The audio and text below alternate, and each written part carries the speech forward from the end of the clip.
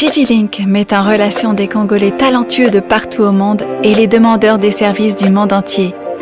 Les Congolais de la diaspora, y compris ceux de Kinshasa et d'autres villes de la République démocratique du Congo. DigiLink permet aux Congolais de vendre leurs talents dans le monde. DigiLink, c'est le contact direct entre le prestataire et le demandeur de services. Communiquez en anglais, français, Chiluba, Swahili, Kikongo et Lingala pour le service sur DigiLink. C'est simple et gratuit. Allez sur www.digilink.com. Enregistrez-vous avec votre email et votre WhatsApp, pays où vous résidez et ce que vous savez très bien faire. Architecte, médecin, mécanicien, électricien, coiffeuse des tresses africaines, planificateur d'événements, créateur des logos, informaticien, monteur vidéo, etc. Vous trouverez tous les talents partout où les Congolais se trouvent. Pas de CV et pas d'interview. Vous décidez vous-même de votre activité, de vos tarifs et de vos horaires de travail. Devenez ainsi votre propre patron.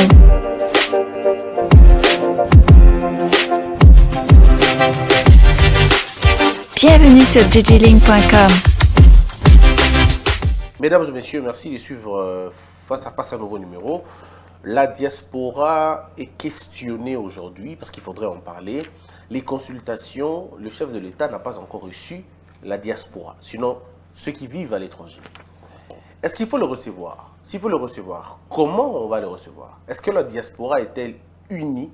Est-ce que nous avons une diaspora, je veux dire, unifiée, où l'on retrouve tous les ressortissants, ou tous ceux qui vivent au sein de cette diaspora multiple? On en parle. Je reçois tout à l'heure M. Bart Nguma.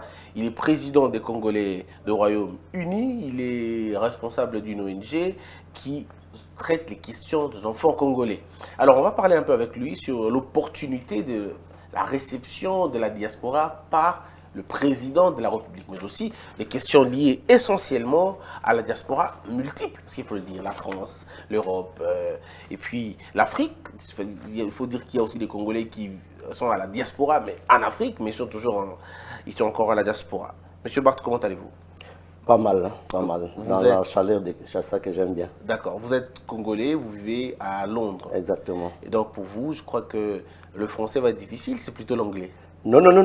J'ai fait toutes mes études ici, primaire, secondaire, universitaire. Ah, vous avez une chance de parler français. Voilà, parce qu'à Londres, c'est l'anglais beaucoup plus. C'est vrai qu'il y a la tendance à des moments de déformer un peu certains verbes. Oui. Mais bon, en général, nous y prenons bien. Vous avez fait combien de temps en Angleterre? Je fais maintenant, ça me fait 20 ans. 20 ans?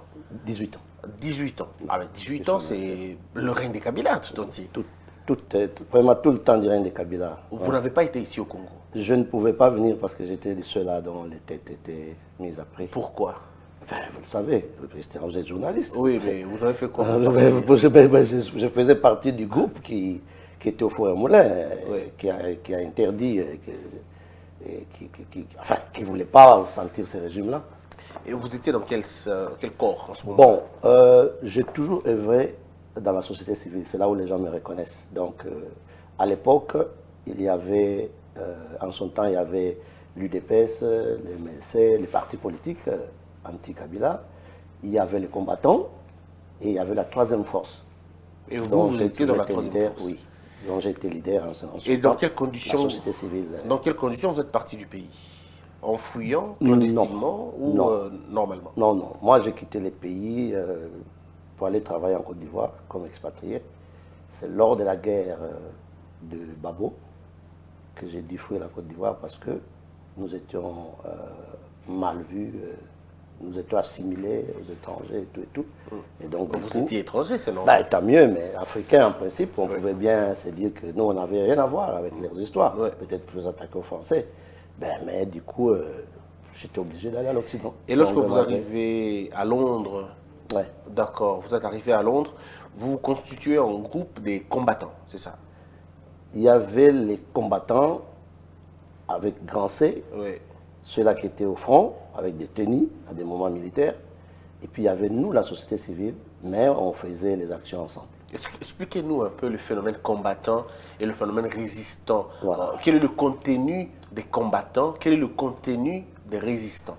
Je peux vous dire qu'il y a eu juste un méli-mélo, c'est un jeu de mots.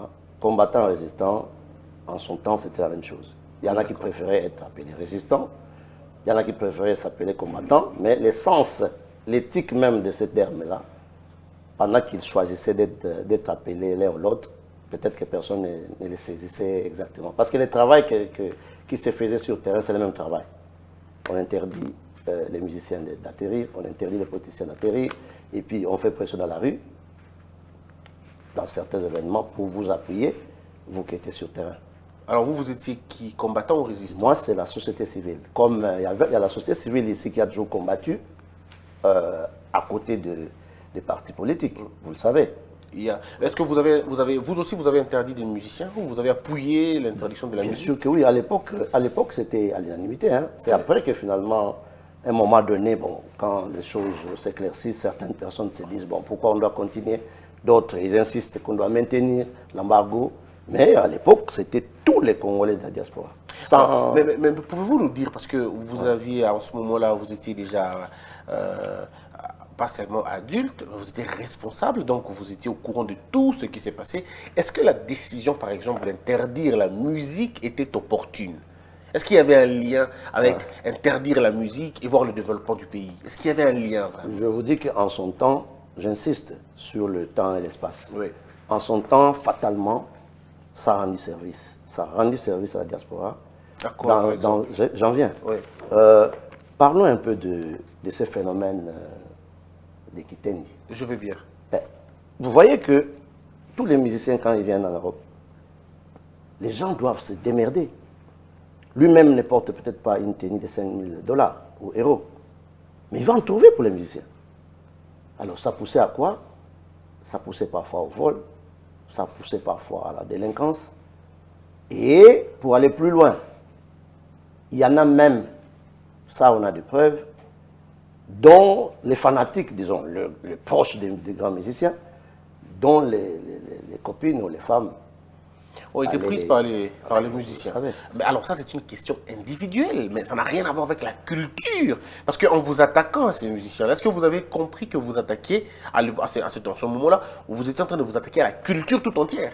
Vous savez, quand on est leader, on doit avoir la capacité de protéger ceux-là, cette minorité-là. C'est peut-être une minorité, mais qui est en danger. En ce moment-là, il y a des gens qui, par ignorance, le faisaient. Alors il fallait les aider. Comment? En coupant d'abord le cordon ombilical. Et puis, enfin, on était à même de les éduquer. Et croyez-moi, ça portait des fruits. Et même certains enfants qui déjà à 17 ans, quand les musiciens venaient, les petites filles, pouvaient quitter leur maison pour être à la merci de ces musiciens-là. Je ne dis pas que c'était tous les musiciens, mais c'était une loi qui a été faite. C'était difficile d'en faire la distinction. La même chose était faite pour les pasteurs, la même chose pour les politiciens. Donc c'était un phénomène général. Les pasteurs venaient, tout en supportant les régimes en place. Ça, c'est aussi un autre problème que j'ai oublié de souligner, même pour les musiciens, tant bien pour les musiciens que les pasteurs. Vous soutenez les régimes en place, vous soutenez la misère, et vous venez en Europe pour vous procurer de l'argent. Mais tous les musiciens ne soutenaient pas le régime en place. Exactement. Il y a des musiciens qui n'ont jamais chanté pour le régime. Mais vous les avez tous mis dans le même sac. J'avais regretté, personnellement j'avais regretté en son temps. Oui. Mais vous savez, quand vous êtes dans un groupe où vous soutenez une idéologie, vous pouvez vous retrouver minoritarisé sur un point. Ce qui importe pour moi, c'est que le principe, je l'avais accepté comme tout le monde. Mais bien sûr, il y avait des karatés. Il y avait des karatés, ça c'est clair. Je peux le dire aujourd'hui, je ne veux pas citer des noms pour éviter des polémiques, mais je sais que moi j'avais milité en son temps pour que certains aient quand même cette faveur-là. Alors, mais on va peut-être quitter le dossier, même s'il est très important d'en parler, c'est quand même la mémoire de notre République. Est-ce qu'à un moment donné, vous vous êtes dit, nous jouons la mauvaise carte? Est-ce qu'à un moment donné, vous vous êtes dit, ce n'est pas le bon combat, ce n'est pas la bonne réponse à la question qu'on se pose? Parce que c'était insécurité à l'est du pays, interdiction de musique, alors on ne comprenait plus rien. À un moment donné, nous aussi on ne comprenait plus. On dit, mais on arrête, on interdit la musique en Europe parce que les gens meurent à l'est du pays. Alors on voulait voir le lien. Est-ce que vous étiez en train d'envoyer les musiciens à devenir des soldats, à devenir des militaires, à financer l'armée? En fait, vous poursuiviez quel but en ce moment-là? Si on me demandait de les refaire dans les mêmes circonstances, je serai de ceux-là qui le feront encore. Pourquoi? Parce que il y a un aspect que vous ne voyez pas. Il y a des gens qui se disent, vous êtes dans la diaspora, vous allez à Bambala et tout, mais ici, et quel combat vous menez? Ce qui n'est pas faux. Attendez, aussi. attendez. Le simple fait, pour nous, d'interdire, c'est comme ceux qui gèlent le fonds de certains hommes politiques, leurs finances. C'est un peu dans le même sens. Nous les avons contraints à rater certaines sorties où ils pouvaient venir faire peut-être leurs affaires, ainsi de suite. Nous les avons stoppés. Ça portait un coup à nous. Peut-être toi, tu ne le sais pas. Oui, mais qu'est-ce que ça a coûté? Attendez. Parce que si je te donne des chiffres, par exemple, à l'est du pays, en ce moment-là, lorsqu'on était en train d'interdire aux musiciens de chanter, de danser là-bas, de se produire, on avait une histoire de 2 millions, quelque chose. Christian, Mais après, on a 12 millions. Qui ont fait que ces chiffres-là, mondialement, puissent être entendus. Mais ce sont les ONG internationales, pardon. Si vous ne nous citez pas, ce serait une méchanceté de votre part. Non, pas du tout. Mais les marches que nous avons faites, nous avons fait des marches où nous avons bloqué les rues de Londres. Oui. Parlons de Londres. Mais ça n'a rien changé. Attendez. Dans la pratique, rien n'a changé. On continue à nous tuer, on continue à faire tout ici. Kabila est resté, malgré ça, il est resté 18 ans. C'est comme les politiciens qui sont au pays. Prenons l'exemple de Sphinx de Limité, mon idole. Tu ne me diras pas que parce que, à la fin, il n'a pas fait stopper les morts à l'Est, qu'il n'a pas milité, qu'il ne s'est pas battu. Si, mais lui, c'était pas la même chose avec vous. Hein. Non, je dis bien. Vous attaquez à la culture, lui, vous attaquez un modèle, à la culture. Non, pourquoi tu insistes seulement sur la culture et les pasteurs et les hommes politiques? Oui, mais les pasteurs et les hommes politiques. Pour eux, tu es d'accord? On aurait dû les stopper? Pas du tout. Moi, je voudrais simplement qu'on puisse s'entendre avec vous. Et les politiques? Vous n'avez jamais attaqué les politiciens. Attendez, ne me poussez pas dans les cités. Si, Kengoadondo seulement. Kengoadondo et les autres. Alors que vous voulez que je cite des noms? Oui, bien sûr. Ils sont nombreux qui en ont eu pour leur compte. Il y a d'autres qui n'ont pas été médiatisés. Oui, mais on va le dire. Ils vivent là-bas, leurs enfants vivent là-bas, leurs femmes vivent là-bas. Vous ne vous êtes jamais attaqué à ces femmes-là, ces enfants-là. Pourquoi vous allez vous attaquer aux autres? Nous, les leaders, on s'était donné une discipline. Ces enfants-là sont des innocents. Alors, sauf ceux-là qui se sont montrés gonflés. Et les miliciens, alors, ils étaient partis. Mais c'est comme les miliciens, leurs femmes et leurs enfants, on n'a pas touché à eux. Mais vous touchez au mari. Mais bien sûr. Mais qu'est-ce qu'ils ont fait, eux, les parents? C'est des gens qui ont les comédiens, par exemple. Ils ont favorisé les régimes de Kabila. Ils les ont supportés en son temps. Et nous n'étions pas d'accord avec tous ceux qui soutenaient ces régimes-là. Il fallait que les musiciens fassent quoi, par exemple? Mais pourquoi tu m'as dit qu'il y en a qui n'ont pas accepté d'aller jouer? Mais alors, il y en a, non? Mais ça a fait la même chose. Et ceux qui ont refusé de jouer, et ceux qui ont joué. Tu t'imagines si tous les musiciens, tous les musiciens avaient refusé, tu sais quel impact ça pouvait donner sur le plan politique au pays? Vous aurez pu peut-être encourager ceux qui n'avaient pas accepté, ça allait encourager les autres de ne pas le faire. Mais vous, Fali Poupa, qui n'a jamais chanté pour Kabila, vous l'avez frappé, vous l'avez interdit de jouer. C'est là où je t'ai dit que, malheureusement dans la loi, tu es juriste, et je ne veux pas dans ton domaine, c'est là où parfois ça fait des problèmes. Ouais. Vous comprenez? On fait une loi, malheureusement, il y a c'est comme ça que ça, ce sont des termes sûrement de vous. Des dommages. Alors, voilà, vous m'avez donné la réponse. Alors, mais on va peut-être... D'ailleurs, c'est parce que l'émission n'est pas concernée, parce que moi, les juristes, j'ai des problèmes avec vous. Si, on peut en parler, vous ne vous en faites pas. Non, j'ai des problèmes sérieux avec les juristes. Et oui, vous allez en parler, on va en parler. Je dirais, si j'ai l'occasion, on va y arriver de rencontrer les chefs d'État, qu'ils prennent les ingénieurs que nous sommes aussi. Hein? Parce que moi, j'ai l'expérience de Katumba Mwanke. Katumba Mwanke, il a fait du beau travail auprès de Joseph Kabila. Ouais. Malheureusement, on ne sait pas si c'est pour cela qu'on devait l'éliminer. Mais ici, vous parlez de Joseph Kabila, mais quand vous êtes à l'étranger, vous parlez de Kanambe Hippolyte. Bon, je t'ai dit une chose, Christian. Oui. Kanambe ou Joseph, là n'est pas le problème. Même en son temps, j'avais du mal, moi, à prononcer Kanambe. Quand je l'ai insulté moi. Oui. Mais ce n'était pas nécessairement qu'il fallait dire Kanambe. Vous comprenez? Mais ceux qui disaient Kanambe aussi, je trouve ça normal, c'est des bons droits. On va terminer avec le dossier musique pour entrer dans le dossier du combat. C'est très intéressant pour moi ce débat, vous allez vous rendre compte que ça va aider beaucoup de personnes à comprendre. Et c'est bien d'avoir quelqu'un comme vous qui a beaucoup d'expérience là-bas pour nous dire un peu le phénomène. Qui a été au front line, comme vous appelez. D'accord. À la ligne de front. Oui, d'accord. On va aller à notre dossier, sur la même question. En Côte d'Ivoire, ils ont connu le même problème. Pratiquement, on va peut-être pas dire le même problème, mais ils ont eu ces problèmes-là aussi. Au Nigeria, ils ont eu ce problème. Au Mali, ils ont eu ce problème. Nous avons donné le ton. Oui, pourquoi la diaspora ivoirienne n'interdit pas aux musiciens ivoiriens de se produire? Pourquoi au Mali, la diaspora malienne n'interdit pas aux musiciens maliens de chanter? Pourquoi vous avez inventé cette histoire-là? En fait, sur le plan de la lutte, sur le plan de la lutte, de la résistance, si on peut appeler ça ici, ainsi, ce sont les Congolais en Europe qui ont donné le goût aux autres de faire ça. Les gens du Congo-Brazza nous ont suivis à un certain moment. Les Ivoiriens, ça chauffait entre là-bas, et les Gabonais, à un moment, et ils venaient prendre les leçons chez nous. Mais on a vu par exemple la diaspora nigériane, corrigez-moi si je me trompe, a interdit à ce que les politiciens nigériens viennent se faire soigner en Europe. Ils ont bloqué quelques sénateurs, ils ont bloqué quelques députés pour leur dire « rentrez là-bas chez vous, construisez là-bas ». Pourquoi vous n'avez pas fait la même chose? Mais nous l'avons fait. Quand on te dit que, entre autres, parmi les choses qu'on ne tolérait pas, chaque fois qu'on entendait qu'il y a un monsieur politique qui est dans un hôpital, il était pourchassé.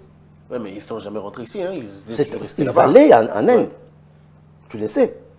Les années, disons, les années 2000, entre 2010, autour de 2010 où ça chauffait, ils allaient en Inde, personne ne venait en Europe. Mais pourquoi bizarrement, pourquoi bizarrement dans vos fêtes, dans vos réjouissances, ce sont leurs musiques que vous chantiez et que vous balanciez? Christian, ça, et vous me posez la question, bon, les gens la réponse était seule, hein. Écoutez, leur musique, nous avons le droit de danser parce que nous devons fêter, mais il ne doit pas venir. C'était ça la réponse. C'est donné. C'est un peu bizarre, mais bon. Mais c'était ça en fait. C'était ça en fait. Alors, on ne peut rien. On joue votre musique, mais vous ne venez pas ici. Vous ne venez pas. Très bien. Alors, les gens disent aussi que c'était par rapport Vous voulez l'argent? Restez au pays. C'était par rapport à la chantez pour Kabila, vous aurez de l'argent. Mais ne venez pas. Demandez l'argent ici. La musique, on suivra ici. On suivra, on a le droit de danser parce que c'est notre musique après tout, mais sauf que chez nous, vous ne venez pas pour deux raisons. Mais entre-temps, vous supportez Kabila et en plus, vous venez déranger le foyer des gens. Vous venez déranger des gens en ce moment. Les Tchékoulatés ont entendu parler. C'est pour ça que ça régnait beaucoup à cause des musiciens. Aujourd'hui, c'est vraiment réduit. Hein. D'accord. Est-ce qu'aujourd'hui, est-ce que vous allez vous sentir à l'aise, par exemple, vous, tel que vous êtes là, et que deux Congolais, trois Congolais vous attrapent quelque part et vous tapent, et vous frappent, en fonction de ce que vous leur avez fait là-bas? Bon, ici, oui, ici au Congo. Non, mais écoutez, je pense que dès que les choses ont changé, nous nous sommes donné le droit de venir parce que nous disons, nous sommes dans un pays maintenant qui n'est pas peut-être totalement démocratique, qui n'est pas peut-être totalement un pays de droit à 100%, mais au moins, il y a des signaux qui montrent que, et la preuve c'est que il y a des grandes têtes de combat qui sont venues ici. Moi-même, je suis ici pour la deuxième fois et je n'ai pas été inquiété. C'est vrai qu'à l'aéroport, j'ai eu des gens qui m'ont reconnu, qui m'ont appelé par mon nom. La première descente, juste après la prise du pouvoir. J'ai tressailli, ça, je dois te le dire. J'ai tressailli, mais à un moment, c'était juste pour rigoler. Et ils m'ont dit qu'ils me reconnaissent. Mais maintenant, nous n'avons aucune crainte parce que nous voulons appuyer. La mission a changé. Est-ce que vous entendez encore parler du combat comme tel? Si. Isolé. Ils sont isolés, mais ils disent qu'ils sont nombreux. Hein. Ils s'habillent en Zaïre. Et ce qui est bien, nous et eux, nous qui nous sommes ralliés maintenant. Vous êtes plus nombreux que ceux qui refusent. Ceux qui contestent. Mais ceux qui contestent, nous mangeons ensemble. Et nous leur accordons ce droit. Alors, mais pourquoi moi ils me disent qu'ils vont me frapper si je viens là-bas?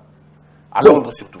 Mais c'est ce que je dis. Ceux-là, cette minorité-là, il faut toujours faire attention parce que, effectivement, ils peuvent le faire. Eh bien, c'est qu'ils sont encore là, et donc il y a encore bien une sûr, fraction. Mais maintenant, par rapport à son temps, où tout le monde, unanimement, battait les gens, Maintenant, ça a changé. Unanimement, je dis bien. Et l'alerte, n'importe qui pouvait le donner.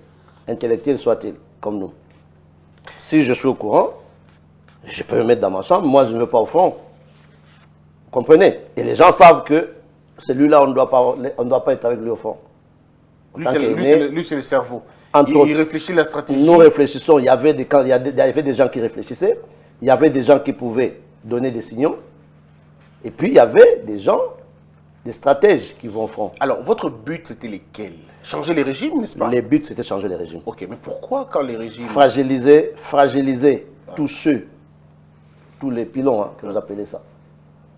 Tant soit peu, fragiliser les pilons du régime. C'est comme avec, je reviens toujours au temps des Sphinx. C'était avec quoi? Avec des villes mortes et des marches. Oui, on veut bien. Mais nous aussi, on a fait la même chose. Embargo, marche. Nous sommes en 2018. Ouais. Nous allons aux élections. Ouais. Félix Tshisekedi est président de la République. Ouais. Mais les combats n'arrêtent pas. Le combat ne s'arrête pas. C'est là où... Ce n'est plus lui, c'est plus quelqu'un d'autre. J'ai donné la réponse. C'est là où nous sommes arrivés à une scission.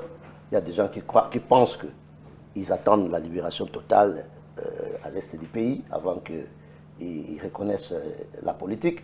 Et puis il y a nous qui pensons que nous pouvons maintenant participer à l'effort qui est dégagé par M. Félix. Ça, c'est ce que nous croyons. Vous reconnaissez Félix Tshisekedi comme président élu, ou vous reconnaissez Félix Tshisekedi comme président de fait, ou vous reconnaissez Félix Tshisekedi comme un président de circonstances, ou alors un président nommé? Vous me demandez à moi en tant que M. Ngoma, oui, ou à la communauté? Non, vous d'abord, et puis moi, la communauté personnellement, après, oui. Mais moi, je participais à la campagne, quand je dis campagne, parce que c'est ce que les gens ne comprennent pas. Nous aussi, dans la diaspora, nous faisons la campagne de notre façon. Oui. Vous savez comment. Et une forte campagne d'ailleurs. Voilà, aussi. campagne financière, et puis nous sensibilisons nos familles. Exact. Qui dépendent de vous ici d'ailleurs. Oui, et la dernière visite du chef en Angleterre, avant qu'il soit président, j'étais la personne qui faisait le protocole pour faire entrer les gens, les différents groupes qui voulaient les rencontrer. Qui n'étaient pas si nombreux, en fait, par rapport à ceux qui refusaient de l'accueillir là-bas. Si. Tous les groupes pratiquement ont été reçus. Je sais qu'il y avait des groupes de politiciens, je ne vais pas citer, je n'ai pas lésé certains. Tous les groupes des différents partis politiques ont été reçus par le président Félix avant qu'il soit président, dans la campagne. Des groupes de combattants, certains ont été reçus, certains ont refusé. Et puis les groupes des militants de la société civile, dont les groupes que moi je dirige, ils ont été présents aussi, reçus. Donc là, il n'y a pas de problème. Et à l'arrivée du président, après qu'il ait pris le pouvoir, j'étais chargé de la mobilisation. Oui, mais donc, la mobilisation que vous avez vue là-bas, c'était sous ma charge. Est-ce que cette mobilisation était une mobilisation réussie? Bien sûr que oui, par rapport à ce que les gens pensaient. Oui. Vous connaissez l'Angleterre parce que vous avez vécu longtemps, vous vivez d'ailleurs là-bas. Dites-nous en termes de popularité, est-ce que c'était une réussite ou un fiasco? Parce que nous sommes ici, on ne connaît pas votre nombre. Vous qui vivez là-bas, vous connaissez. Ceux qui savent le ton, c'est il est vrai que par rapport au moment, vous savez que après sa prise du pouvoir, ça n'a pas duré pendant qu'il y avait des camps. C'était pas probable qu'il soit reçu de cette façon-là. C'est-à-dire, en temps normal, on aurait peut-être fait le double de ce nombre-là. Mais nous avons fait, en tout cas, nous étions satisfaits parce que les gens nous ont défiés. Comment vous avez vécu ce moment-là? Oh, c'était... Tu as vu dans les images. Aussi, on a vu comment agréable. On les femmes. C'est parce que tu ne m'as pas donné l'occasion. J'allais te montrer la vidéo comment, dans la salle, les chefs venus vers moi, des accolades et tout. Et c'était un des beaux moments sur le plan politique que j'ai vécu. Mais est-ce qu'aujourd'hui, ceux qui disent non à Félix Tshisekedi ont raison de le dire, ou vous pensez qu'ils ont une autre posture ou un autre agenda? Ce qui est bon dans cette question, c'est que aujourd'hui, jour après jour, les adhésions se sont accentuées. Et donc, du coup, il y a maintenant même certains sceptiques que nous avons convaincus de donner la chance au chef de l'État parce qu'il a donné les tons.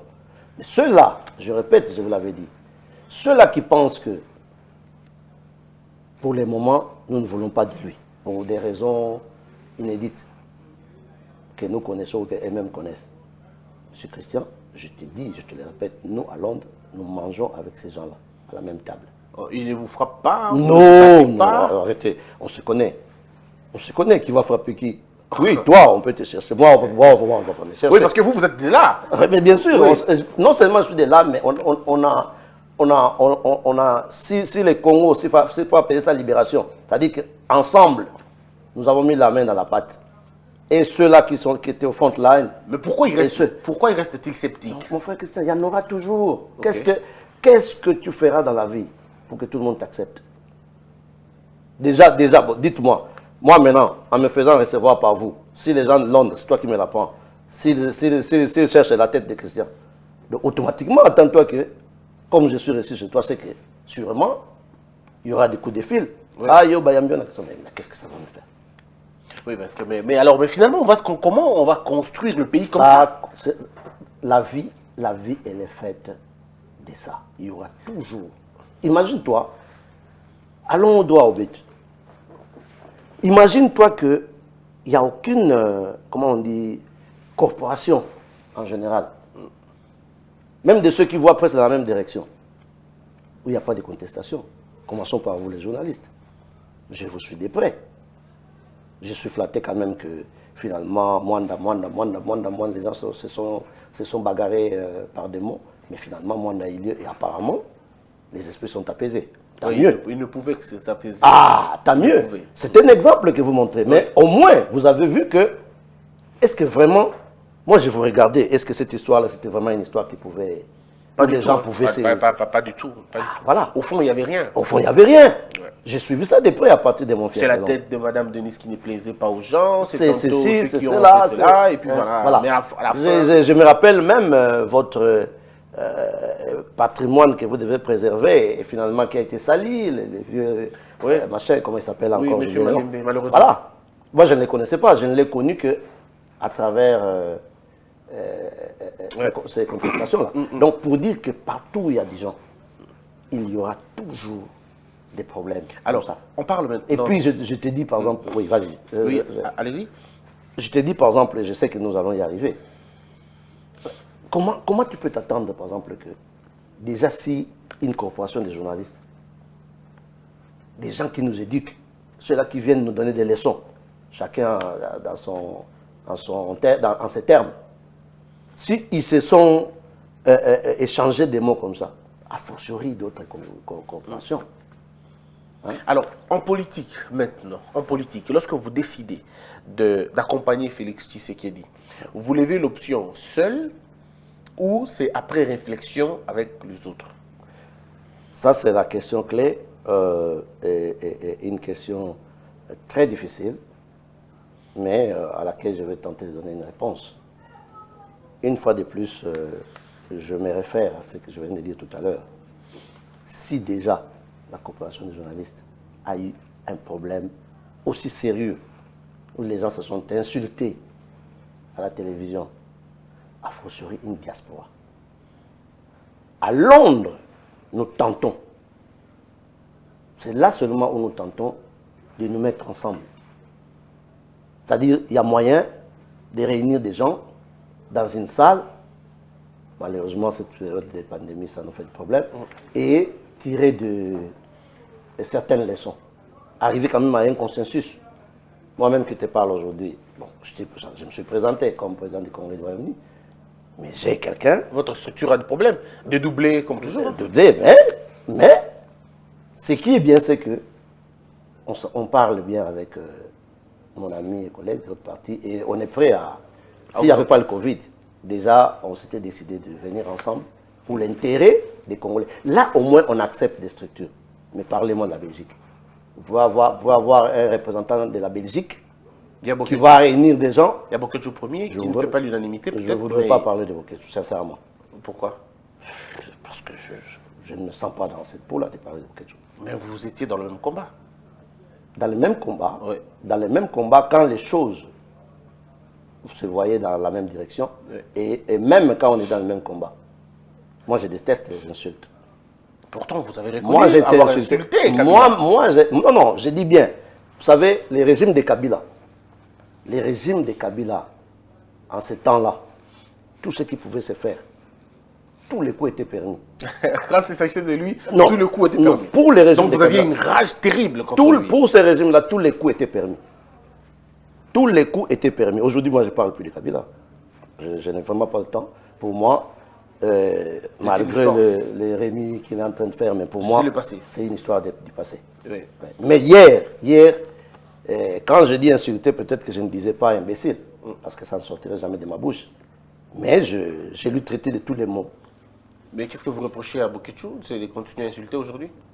Bon, en tout cas, nous n'avons pas la même philosophie. Et Ngwanda? Ni de près ni de loin. Monsieur Honoré, c'est un aîné, c'est un vieux, et son approche à lui, la seule chose que je lui ai toujours demandé, même en son temps, c'est de ne pas déranger les hommes politiques qui se battent au pays. Ils ont leurs erreurs. Ils ont leurs erreurs quand je dis les hommes politiques de l'opposition. Oui. Parce qu'eux, ils venaient en Europe. Il vit On où, les lui, acceptait. Ngwanda, aujourd'hui? Sincèrement, je n'ai aucune idée. Mais pourquoi tout le monde me dit qu'il ne connaît pas là où il vit? C'est un fantôme Je ou c'est sais quelqu'un pas, de physique? Je ne sais pas. Et puis, je ne m'intéresse pas trop à savoir où il vit. Parce que aujourd'hui, il a quand même... lui, il a une représentativité en Europe. Parce qu'il a des succursales de son mouvement par-ci, par-là. Même à Londres. Mais dans lui-même, le siège, on ne connaîtra jamais. Je ne sais pas. Très bien, ça ne vaut pas la peine de parler de lui. Pardon. Non. Passons. Alors aujourd'hui, il faut dire que la diaspora a quand même quelques problèmes. Ouais. Mais est-ce que si on peut énumérer les problèmes de la diaspora, on va les énumérer comment? Comment est-ce qu'on va définir vos problèmes, vos quotidiens? Vous avez souvent problème. Qu'est-ce qui vous fait le plus mal généralement ou qui gêne votre quotidien?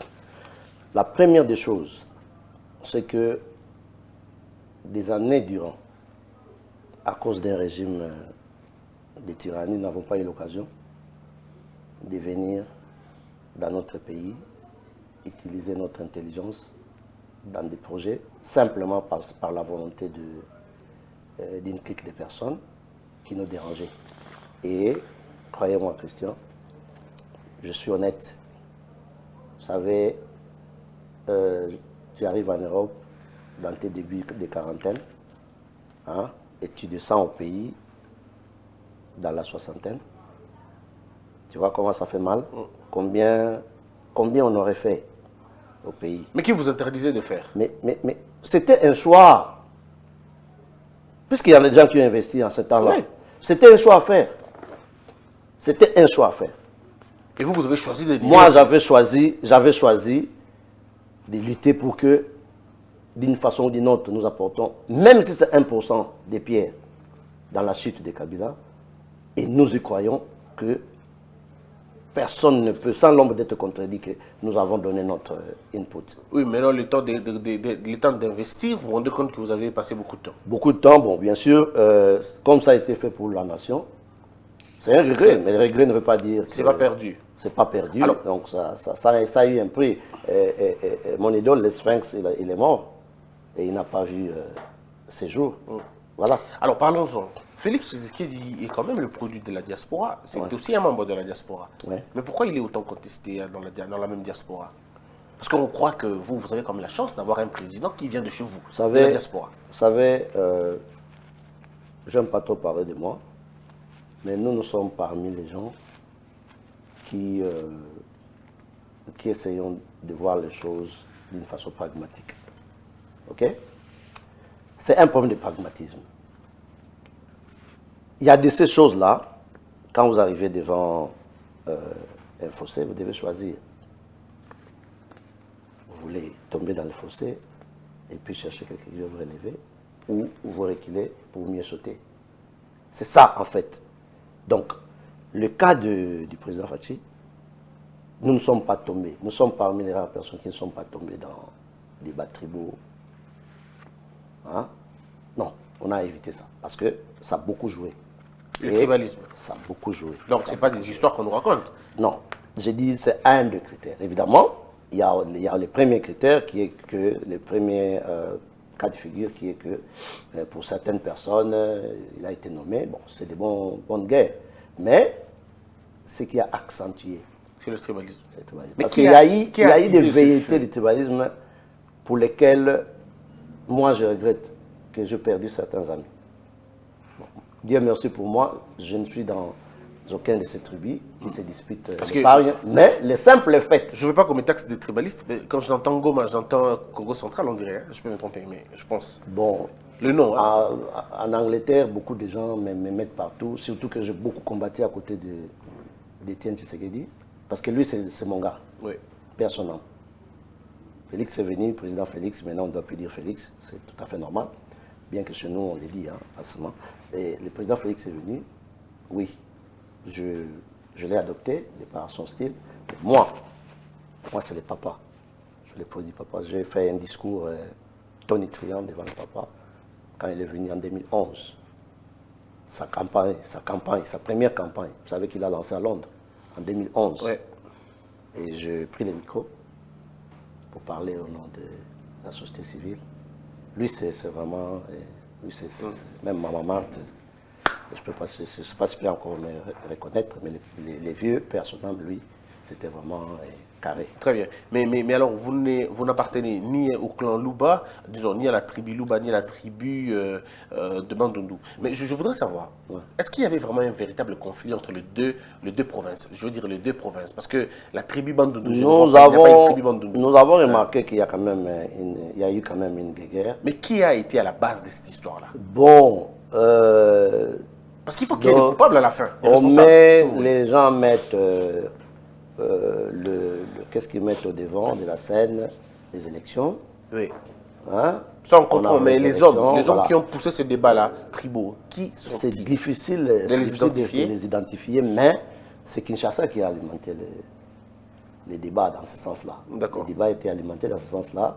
Et puis, bon, je ne dis pas que tous, d'un camp ou de l'autre, ont été dans le bain.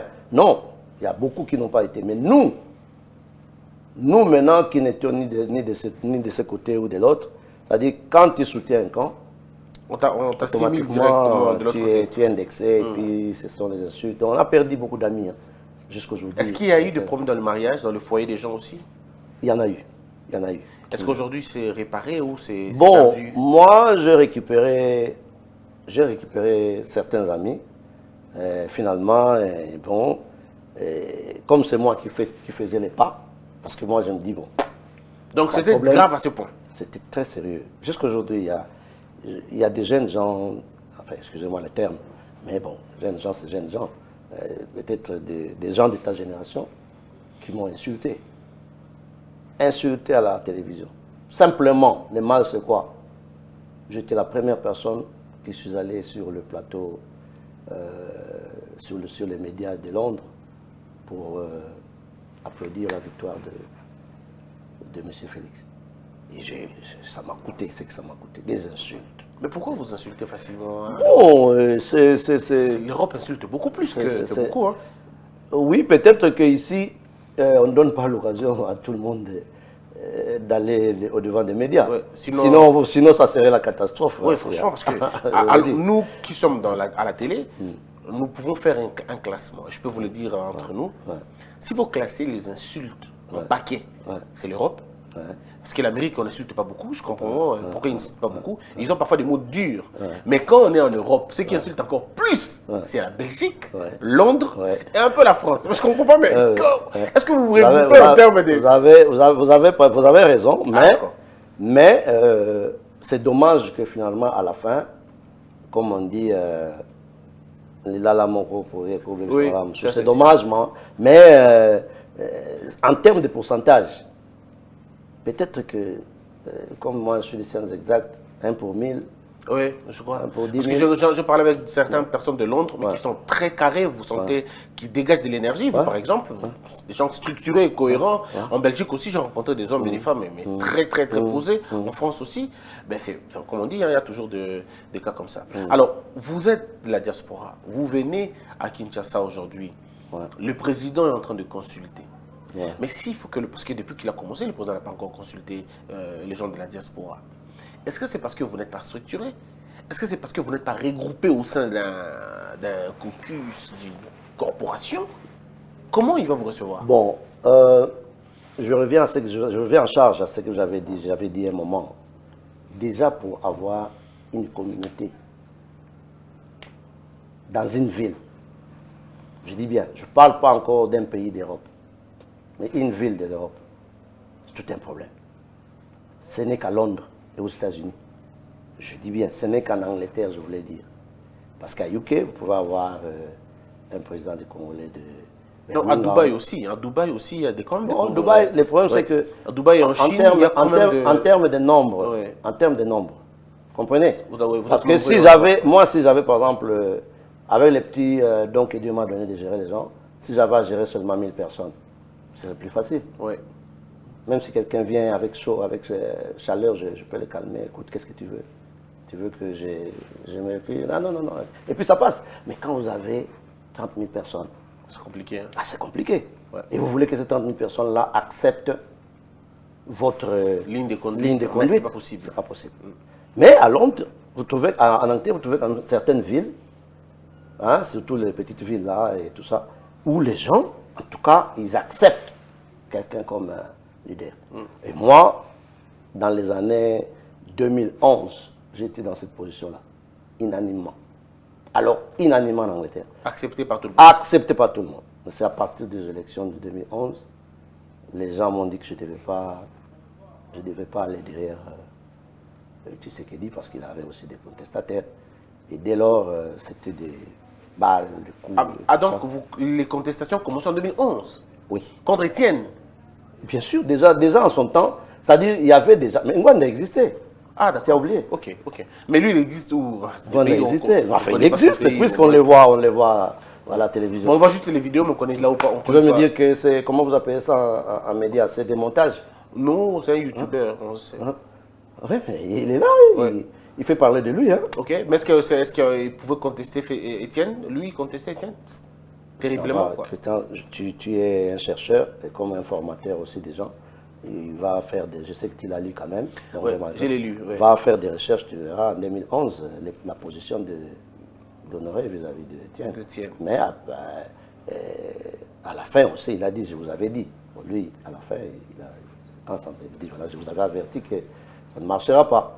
Donc, en son temps, il y avait des gens qui contestaient. Mais les combattants, ce qui est bien, le jour où il est venu lancer sa campagne à Londres, ces jours-là, bizarrement et heureusement, tous les combattants Il était derrière de lui. l'Angleterre, après une réunion qui a été très très chaude, se sont mis d'accord. Et ceux-là qui ne voulaient pas, on leur a demandé de se taire, mais de ne pas empêcher. Et unanimement, il n'a pas été inquiété, alors que des réunions nocturnes s'étaient déjà tenues pour l'empêcher de conquérir Londres. Et ce jour-là, il a conquis Londres. Mais aujourd'hui, le président devrait vous recevoir comme qui? Bon, aujourd'hui, moi je suis venu sur l'appel de certains conseillers du président avec qui je causais pour dire que la diaspora est oubliée. C'est vrai qu'on n'avait pas terminé la première question par rapport à la représentativité, Oui. mais je crois que la réponse que j'ai donnée peut déjà élucider ce qui peut arriver. Si déjà dans un pays, les gens ne peuvent pas se mettre ensemble pour désigner un leader, hein, à plus forte raison, comment les leaders de plusieurs pays peuvent se mettre ensemble? Déjà, ces leaders-là n'existent pas. Nous sommes habitués, chacun a son petit groupuscule, tout ça, tout ça. Donc, dans ces conditions-là, est-ce que nous devons baisser les bras? Il faut quand même qu'il y ait des gens qui se lèvent. Mais vous ne serez pas mandaté pour parler d'eux. Vous savez, chez moi à Londres, peut-être pas à l'unanimité, mais si j'entre dans mon Facebook, puisque j'ai annoncé mon arrivée ici, je n'ai pas caché ça. Et j'ai causé avec certaines personnes qui m'ont d'ailleurs poussé à venir. Des gens qui croient à ce que nous faisons. Parce que l'unanimité, nous ne l'aurons pas. Et même ceux-là qui sont en train d'être reçus. Il y a des gens qui se font recevoir dans le cadre des personnalités. Moi, je me vois une personnalité. Moi, en Angleterre, vous appelez les gens, sans me vanter, 80% vous parlerez en bien de moi. Alors, je ne suis pas une personnalité, moi. Je le suis. Même si on me les conteste, mais moi, je dirais que je suis une personnalité. Je draine une masse. On me dira, la masse, là, c'est à l'extérieur. Tant mieux. Mais je continue à dire que l'extérieur, nous avons fait bouger. Nous avons fait bouger l'extérieur dans le cadre diplomatique. Mais quand vous rencontrez le président, c'est pour lui dire quoi exactement? Bon, ça, je préfère garder la primeur au président lui-même, parce que si je les dévoile ici, en ce moment, ma visite n'aura plus de substance. Mais est-ce que vous faites partie de ces conseillers, disons, vous faites partie de ceux qui pensent que Bantouya Poto, Baïgo Baby Sapé, Makamba Fachi Belé, c'est des gens qui n'ont pas d'expérience, qui n'ont jamais travaillé là-bas ou qui étaient dans des petits jobs, mais quand ils arrivent ici, c'est la première fois qu'ils voient un classeur, c'est la première fois qu'ils soient protégés par des bodyguards, tout ça? Bon, il y a à boire et à manger dans cette histoire. Vous savez, cette guéguerre-là, des cadres de la diaspora qui viennent prendre certains postes ici, c'est tout à fait normal. Ça ne plaira pas à beaucoup de cadres d'ici. Pourtant, ça ne devait pas déranger. Justement, pourtant, ça ne devait pas déranger. Mais c'est des bonnes guerres. Moi, je trouve ça normal. Mais non, quand aller, à cause de ça, vous devez aller détruire la réputation de certaines personnes, c'est ce que je regrette. Mais sinon, des bonnes guerres, vous pouvez, bon, écoutez, tel, nous ne pensons pas qu'ils sont compétents, oui. Mais parler, les gens de la diaspora, les diaspora sont venus détruire, sont venus faire ceci. Je connais des gens. Je connais des gens. Il y a des gens qui pensent que toute la diaspora a été en Europe en train de tourner les pouces. Mais je voudrais donner mon cas personnel. Je travaille comme expatrié en Côte d'Ivoire, dans une grande société où je gérais plus de 300 personnes. Alors, je vais en Europe. J'ai repris la vie, j'ai repris les études. Comme les études d'ingénieur, on ne pouvait pas m'accepter là-bas. Bien que j'étais formé par des Belges à Lubumbashi en son temps, qui venaient des Mons. Tous mes professeurs venaient des Mons. Donc on pouvait bien. Mais comme c'est un pays francophone, on n'a pas accepté mon diplôme à Londres. Rends-toi compte. Ça m'a fait du mal. Il fallait recommencer la vie. Mais on l'a fait. On l'a fait. Je suis allé faire des études de psychologie. J'ai obtenu ma licence. Et je travaille normalement. Peut-être pas comme j'aurais voulu. Parce que, à notre âge aujourd'hui, si les pays étaient bien, quand j'avais commencé ma carrière ici, j'ai terminé au Congo avant d'aller en Côte d'Ivoire comme directeur de production. Déjà en 95. Donc si les pays étaient bien, il y a deux possibilités. Je créerais mon usine, au lieu de travailler chez quelqu'un, ou je serais déjà directeur général quelque part.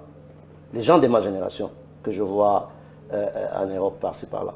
Les gens, ils attendent leur retraite. Parce que quand tu as terminé, comme nous, dans les années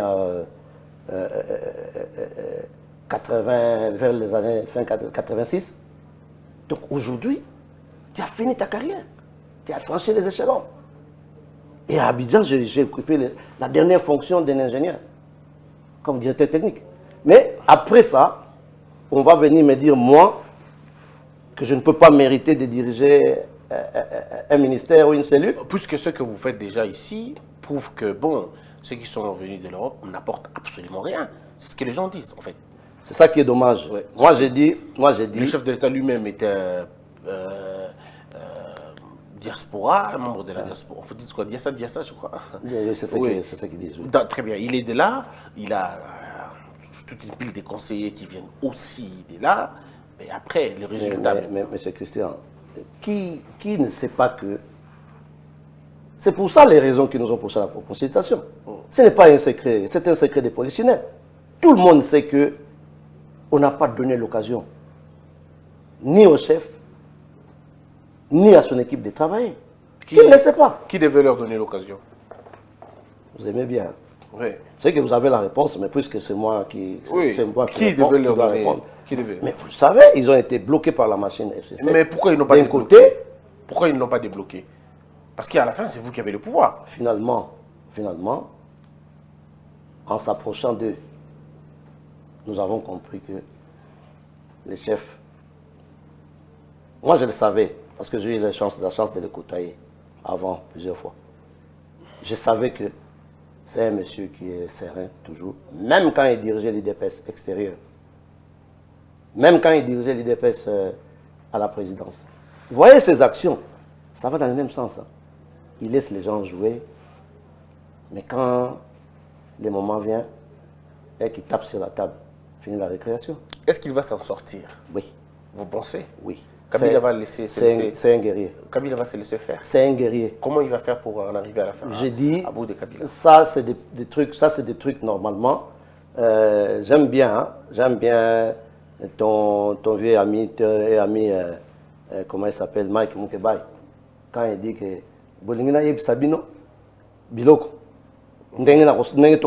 ça j'aime bien. Parce que normalement, je ne sais pas pourquoi nous les Congolais, on est arrivé à un point où quand il y a un truc vraiment, vous êtes presque sûr que cette stratégie peut réussir. Pourquoi on doit les livrer ça? Il faut aller donner ça à qui des droits, comme ça. Et c'est ce que nous faisons, même à partir de la diaspora. Nous avons des canons pour lesquels on fait parvenir, même vous, maintenant que je vous connais personnellement comme ça, il y a des informations que vous aurez. Parfois, certaines maisons, certaines possessions des gens, nous ne les découvrons pas de l'Europe. Et puis nous balançons ici. Très bien. Et ce qui est très important. Alors, on va terminer cet entretien, mais je voudrais savoir, est-ce que vous avez la chance de rencontrer le président? Parce que vous êtes ici, et je suis très convaincu que vous êtes chargé, vous allez peut-être certainement rentrer. Comment vous allez faire pour rencontrer le chef de l'État? Bon, je dis bien qu'avant de venir, j'avais mis les jalons. Je ne suis pas venu au hasard, aventure, pour 4 jours, parce que 4 jours, ça vous consomme quand même. Et puis, vous ne venez pas seulement comme ça, il y a la famille. Quand on vous voit, vous savez ça plus que nous. Oui. Alors, on a eu des contacts, on est venu, comme ça a été souhaité, parce qu'il n'y avait aucune initiative. Donc, s'il y a quelqu'un qui a lancé une initiative dans la diaspora, c'est moi. Alors, on nous a demandé sur place, dès l'arrivée, de faire une lettre. On a pris des contacts avec d'autres diasporas représentatifs qui sont ici à Kinshasa, parce que c'est une opportunité. On ne peut pas aller commencer à faire des réunions en Europe qui seront interminables. Ici, vous êtes encore capable de faire des réunions et puis 2000 personnes trouver une réponse. Là-bas, on ne trouve pas, parce que tout le monde est savant, tout le monde est docteur, tout le monde est expert intelligent. Alors, qui va diriger qui? Donc, bref, je suis venu, on a fait la lettre est entrée, et on a eu des rencontres par-ci, par-là. En tout cas, j'ai causé au moins, j'ai rencontré et causé au moins 5 personnalités du cabinet. Bon, si jamais, parce que là, je crois que ça termine demain, mais au pire des cas, si bien que j'ai des assurances, je crois qu'il y aura une petite. S'il y a une prolongation, tant mieux, mais bon, à moins que j'ai des assurances pour attendre, parce que je n'attendrai pas et j'ai mon boulot qui m'attend. Mais sinon, on nous a dit qu'il y a beaucoup d'espoir qu'on soit reçu. Donc vous êtes porteur d'un message particulier? En tout cas, ceux qui m'ont vu, qui vont encore me voir ici, je sais qu'ils vont m'appeler ce soir, déjà, cette nuit, pour me transmettre encore d'autres dossiers, parce que j'en ai reçu, si je te montre mon email et mon portable, c'est plein de messages à la diaspora. Mais vous n'allez pas nous le dire aujourd'hui? Pardon? Vous n'allez pas nous dire dans cette émission qu'est-ce qui sera dit au président de la République? Je préfère pas. Peut-être si j'aurai l'occasion. Ouais. Si on peut arranger ça même le jeudi avant mon voyage, si demain on peut avoir la chance, je dis bien, de les rencontrer, peut-être qu'on pourra maintenant faire une déclaration ou commenter sur je serais très heureux. ce qui serait dit. Sinon, il y a beaucoup de choses à se dire. Il nous connaît, c'est un monsieur de la diaspora, il connaît presque nos désirata, mais le fait qu'il consulte les Congolais de tous bords, pour nous qui alimentons ces pays, tu le sais. Vous faites mieux que beaucoup. Hein. Nous qui alimentons ces pays, nos familles, on nous appelle des chevaux. Nous sommes un cheval naïe, punda naïe.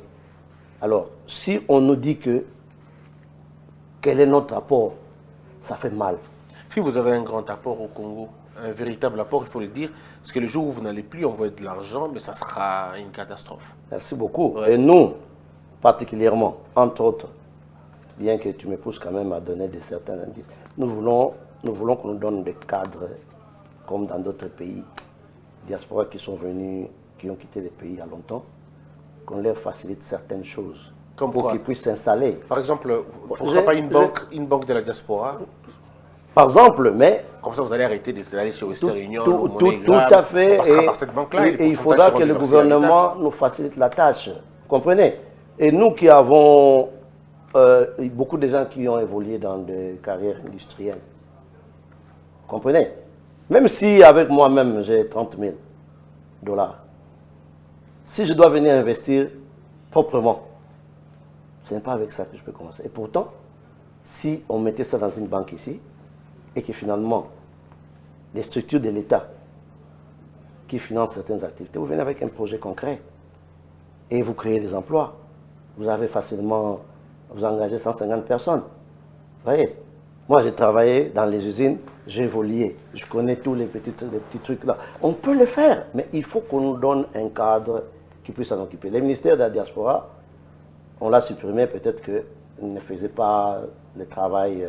C'était juste une distraction. Mais je pense qu'il y a une direction de la diaspora. Je pense. Il y a quelque chose dans ce sens-là. Oui. Que les gens s'arrangent pour que finalement, nous puissions, grâce à ces cahiers des charges qu'on va déposer, qu'on puisse nous disposer de certains. Voyez un peu la douane. Aujourd'hui, c'est un problème sérieux pour vous. C'est la douane la plus chère du monde. La douane du Congo. Mais pourquoi on doit faire souffrir les gens comme ça, qui viennent pour alléger tant soit peu la... Quelqu'un m'a dit que ce n'était pas la douane la plus chère, mais c'était plutôt les déterminants ou les intermédiaires qui coûtaient. Oui, quand on met ensemble, oui. Quand on met ensemble, ça a raison. Ça vous dérange terriblement. La personne a raison. Quand on met ensemble tous les canaux, et vous mettez ça ensemble, ben, c'est une bombe en fait. C'est une bombe. Ouais. Très bien.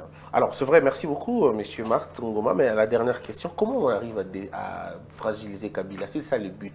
Est-ce que vous avez un plan pouvant permettre à fragiliser Kabila aujourd'hui? Nous et nos gens, oui. Les Papus Kabouikou, les Caberson et autres, les Djumé et tout ça, on a des gens avec qui on s'est réunis, avec qui on réfléchit pour trouver justement des voies et moyens, et nous envoyons ça dans des canaux. On a en fait un bureau d'études qui existe. Alors, il y a tous ces mondes-là. Il y a un moment donné, j'apprenais qu'il y avait des sous-marins, il y avait des sous-marins qui allaient venir au Congo, ils étaient à Brazzaville, dans Bangaba-Côte au Congo. C'était quand même bizarre, hein? Et on a cru bêtement à des choses pareilles. Des morts vivants, ce que je peux reconnaître, c'est que nous avons tenté quelques actions, mais pas des sous-marins. Vous allez payer les sous-marins. Mais c'est ce qu'on nous a dit. On a tenté quelques actions. Non, on a eu des amis qui se sont portés volontaires, qu'on a financés, qui sont allés en RCA à un moment. On a tenté d'aller appuyer les Ignélés en son temps. Et puis, il y a eu plusieurs mouvements d'incursion qu'on a tenté, mais les gens ne savent pas ça. Et en principe, nous n'en parlons pas parce que c'était des risques terribles. C'était des faits infractionnels. Il y en a qui sont arrivés à Brazza, et il y en a même qui ont été arrêtés. Mais c'était jamais des sous-marins, quoi. Non, l'affaire des sous-marins, ça, il faut oublier. Ça, il faut oublier. Il y a eu des tentatives. Merci beaucoup, M. Marthe Ngoma. Je rappelle que vous êtes président des Congolais du Royaume-Uni. Vous êtes en charge de l'association des enfants congolais. Mais vous le dites en anglais. Vous savez, moi, l'anglais, c'est compliqué. Oui, comme on l'étudie dans l'association, j'ai beaucoup de... D'ailleurs, il y a des jeunes gens qui sont en train de faire mon documentaire, parce que j'ai toute une histoire à Londres. Très bien. Toute une histoire, c'est une nouvelle. Je serais content d'avoir ces documentaires-là. Mesdames et messieurs, merci d'avoir été nombreux de suivre cette émission, pour suivre cette émission. C'était un entretien, à mon avis, riche, parce qu'on a parlé des problèmes qui nous concernent, ici, qui concernent le pays.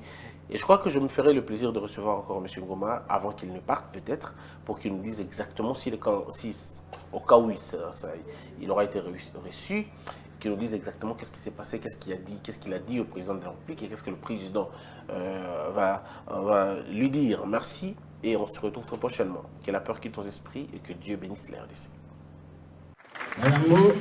Tobengi, M. Ngoma na Serge Batelema.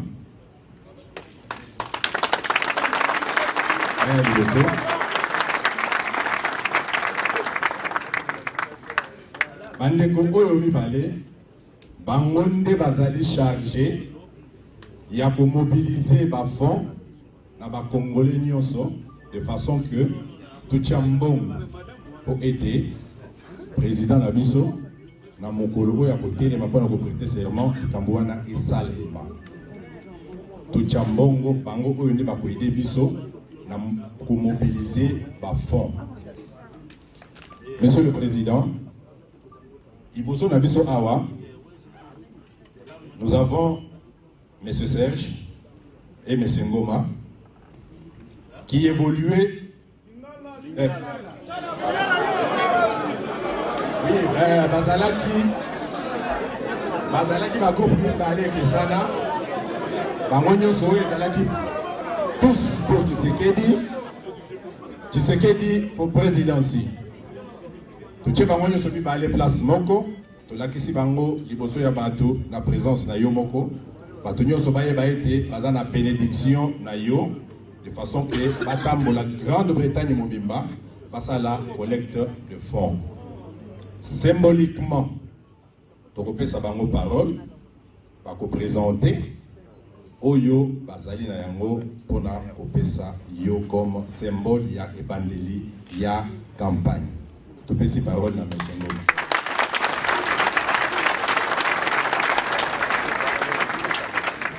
Andeko, merci mingi na liloba bautopé sangai spécialement na représentant na zu parole na Congo ya mouvement o ebotami o tobengi na fusion to sali to l'exa exemple na congolais que là où il y a des mésententes les gens peuvent toujours s'entendre.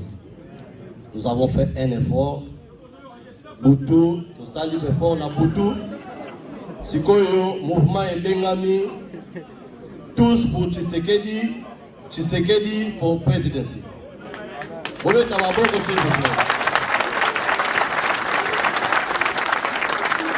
Désormais, ce qu'on mouvement Moussousou, oye Bengami na Kombo été, ce qu'on moutaye na récit, oye Zaye na Kombo anate, ezali ya solo te.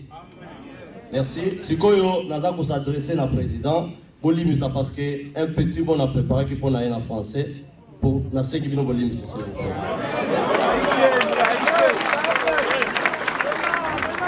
Monsieur le Président, au nom de tous les membres du comité qui pilote l'initiative Tous pour Tshisekedi, Tshisekedi for Presidency, nous souhaitons à vous-même et à toute la délégation qui vous accompagne une cordiale bienvenue en Angleterre. Cette terre qui tour à tour a été le berceau de la révolution industrielle et même scientifique, le berceau du premier parlement du monde de type classique et de grandes résistances comme les occupations étrangères et les dictatures au siècle passé. Monsieur le Président, aussi loin que notre esprit peut remonter le temps, nous pouvons facilement nous souvenir que c'est vers la fin de ce même siècle passé que la République démocratique du Congo a traversé plusieurs décennies de dictature que d'aucuns considèrent comme ayant été une des plus déshumanisantes de l'époque. À ce sujet, le peuple congolais se souvient toujours que vous avez consacré toute votre vie pour combattre la dictature. La force de votre action a été telle qu'elle a fini par la secouer, la fragiliser jusqu'à la disparition. Par là, excusez-moi, nous tremblons pour émotion.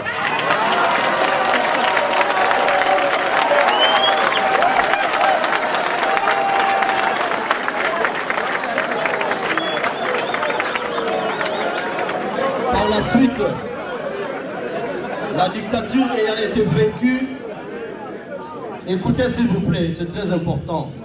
Par la suite, la dictature ayant été vaincue, l'occupation de notre territoire par les voisins s'en est suivie. Mais maintenant que vous avez décidé de vous impliquer dans les élections, nous avons la ferme conviction que vous allez une fois de plus tirer les peuples congolais de ce semblant de démocratie comme autrefois vous l'avez si bien réussi dans la lutte contre la dictature.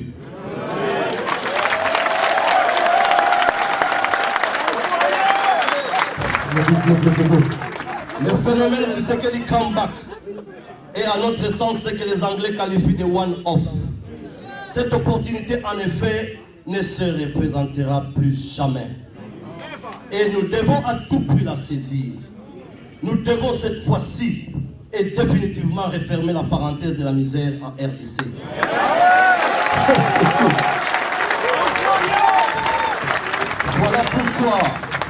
Voilà pourquoi nous, membres de la société civile congolaise de Londres, avons décidé de vous soutenir à travers vents et marées dans cette démarche qui consiste à porter les flambeaux du changement tout azimut.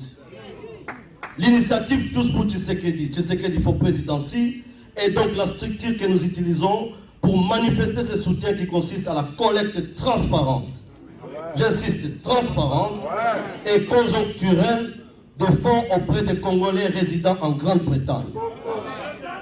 Vos compatriotes qui sont convaincus que sous votre leadership, un changement global est possible en République démocratique du Congo, se sont engagés librement et dans la confiance mutuelle dans cette initiative Tous pour Tshisekedi, Tshisekedi for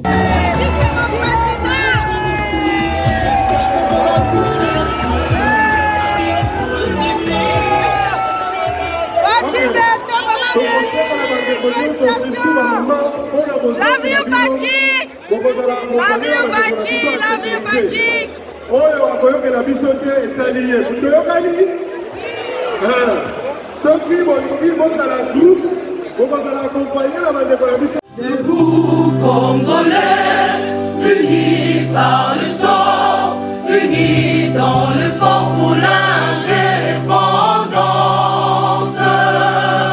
Unis aux hommes, si oubliez-moi, Daïmana, Shido, Tweneleye, Nakinyabana Piko, Namosala, Totongambo, Kakulika Kitoko, Nakinyabana Kongo, Toyembali, Loyembolonene Yalisa.